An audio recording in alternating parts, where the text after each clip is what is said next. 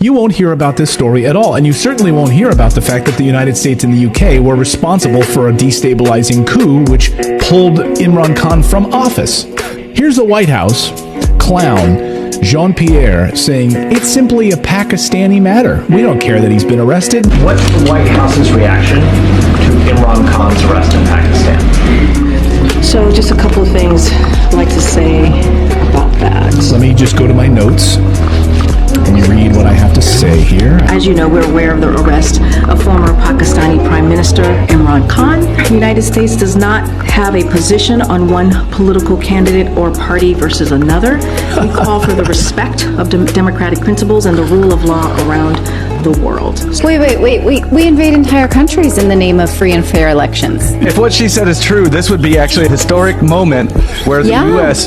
has finally decided to let people decide their own fate without our influence. The UK government doesn't think that it's important either. Rishi Sunak also on the floor of Parliament saying this about Pakistan. He's echoing, if they're on the same playbook, he must have read Jean-Pierre's notes because they're literally on the same playbook about how we handle Pakistan.